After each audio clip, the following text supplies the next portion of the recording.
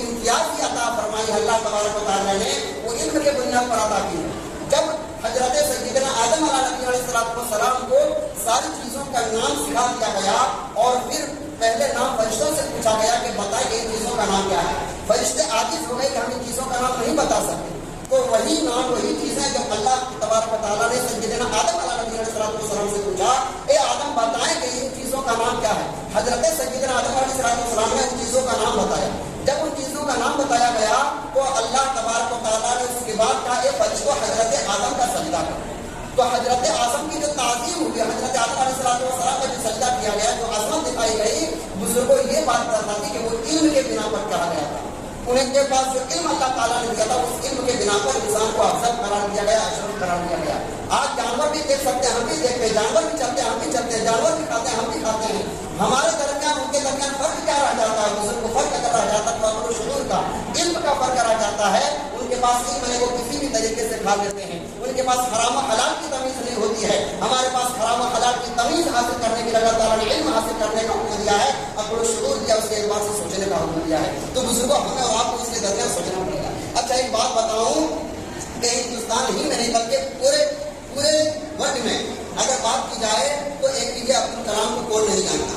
ہر شخص جانتا, اپنے بھی جانتے ہیں, غیر بھی جانتے ہیں, اپنا ملک بھی جانتا ہے, غیر ملک بھی جانتا ہے اے پی جے عبد الکلام کی شخصیت کیا تھی. بزرگوں میں آپ کو بتاؤں, لوگ آج غریبی کی دہائی دیتے ہیں اور غریبی کی بات کرتے ہیں کہ ہم غریبی میں ہیں, غربت میں, اس لیے ہم اپنے بچوں کو آگے کی تعلیم نہیں دے سکتے. بزرگوں تعلیم حاصل کرنے کا مطلب یہی نہیں ہوتا کہ آپ سب میں دین حاصل کریں اور دنیا کے کو حاصل کریں. میں نے یہ باتیں پہلے بھی کہی تھی. میں آپ کو بتاؤں اے پی جے عبد الکلام کی جو تعلیم شروع ہوئی تھی, ان کے والد جو تھے مچھیرا تھے, یعنی مچھلیاں پکڑا کرتے تھے. تو جب 4-5 کلاس انہوں نے پڑھ لیا, اس کے بعد ان کے والد نے کہا تھا کہ بیٹے دیکھو میری آمدنی کم ہے, میں مچھلی مارتا ہوں, میں مچھیرا ہوں, لہٰذا میرے پاس اتنی دولت نہیں کہ میں تمہیں آگے پڑھا سکوں. انہوں نے اسی وقت اپنا ہاتھ بند کر لیا تھا اور جواب دے دیا تھا. اس وقت ان کے جو دادا تھے انہوں نے کہا تھا کہ بیٹے تم پڑھو, جہاں تک ہو سکے میں تمہارا حوصلہ بلند کروں گا, میں تمہارا ساتھ کروں گا.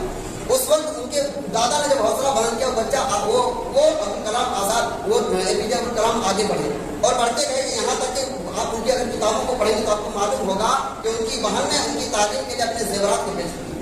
اس کے بعد جب اور تعلیمی سلسلہ آگے بڑھا اور جب وہ سب بھی اپنے ہاتھ کو موڑ لیا, ان کے پاس بھی ہمت نہیں تھی, تو انہوں نے اخبار بیچنا شروع کیا.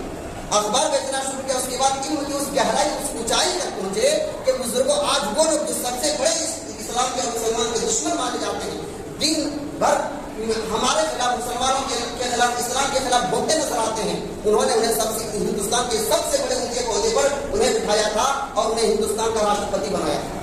یہ کن لوگوں نے بنایا تھا جو آج ہندوستان کے سب سے بڑے دشمن نظر آتے ہیں, سب سے زیادہ ہمارے خلاف بولتے ہوئے نظر آتے ہیں, بولتے ہوئے نظر آتے ہیں. انہوں نے ہندوستان کے سب سے اونچے عہدے پر انہیں بٹھایا اور پوری دنیا اگر ہندوستان سے ڈرتی ہے, اگر کسی بنا پر, تو وہ اس وجہ سے ڈرتی ہے کہ ان کے پاس وہ طاقت ہے کہ جو شاید اوروں کے پاس نہ ہو.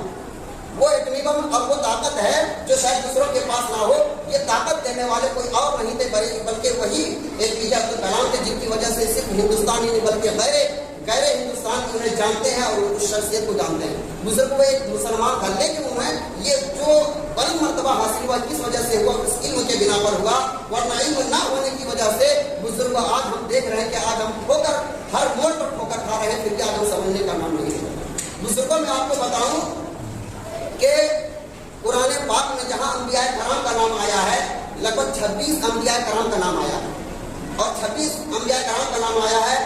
اور اللہ تبارک و تعالیٰ نے بعض انبیاء کرام کے نام سے اللہ تعالیٰ نے سورت کو نازل فرمایا.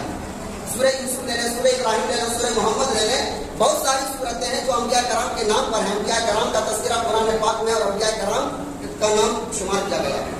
اسی قرآن پاک میں بزرگ ایک چھوٹی کا نام آتا ہے, سورہ نمل ہے. نمل کے معنی چھوٹی آتی ہے. بزرگ میں آپ کو بتاؤں یہ کسی علم کے بنیاد پر ہوا تھا. جب حضرت سیدنا سلیمان علیہ السلام اپنے لاہو لشکر کے ساتھ گزر رہے تھے, تو اس وقت 3 میل کی دوری پر ایک چوٹی تھی جو اپنے ان کی جو لشکر تھی, چوٹیوں کی لشکر تھی, اپنے لوگوں کے ساتھ اس چوٹی نے کہا تھا حتی اذا اتوا علی وادی النمل قالت نملۃ لا یفقهون ادخلوا. 19ویں پارے میں اس کا ذکر ہے. اس چوٹی نے کہا تھا کہ اے چوٹیوں تم ساودھان ہو جاؤ, تم خبردار ہو جاؤ, کہیں ایسا نہ ہو کہ بے خبری کے عالم میں حضرت سلیمان علیہ السلام کا لشکر تمہیں کچل کر چلے جائے. یہ بات ایک چوٹی نے کہی تھی اور کتنی دوری پر کہی تھی؟ 3 میل کی دوری پر کہی تھی. جب چوٹی نے یہ بات کہی اللہ تبارک و تعالیٰ کو یہ ادا اتنی پسند آئی کہ اس چوٹی کو اتنا علم ہے کہ نبی کبھی بھی بے خبری میں یا جان کر یا بے خبری میں کبھی بھی کسی غیر جانور کو بھی وہ تکلیف نہیں دیتے. اللہ تبارک و تعالیٰ کو اتنی ادا پسند آئی کہ اس چوٹی کو قیامت تک کے لیے ملکہ بنا دیا گیا. تمام چوٹیوں کا ملکہ بنا دیا گیا، ان کی رانی بنا دی گئی. اس چوٹی کو جس نے علم کی بنیاد پر بات کی. بزرگوں وہی قرآن پاک ہے جہاں انبیاء کرام کے نام سے صورتیں ہیں، جہاں اور بھی حضور کے نام سے صورتیں ہیں.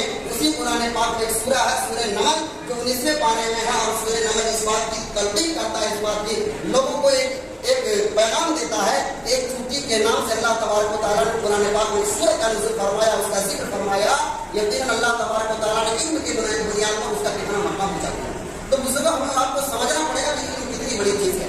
ایک اور بات میں بتاؤں کہ اسلام شریعت میں کتا اگر کسی کو کتے کا اگر کسی چیز میں لگ جائے تو وہ ناپاک ہو جاتا ہے. لیکن شریعت میں یہ بھی ہے کہ اگر کوئی ایسا کتا ہے، کوئی جو شکاری کا کتا جسے سکھایا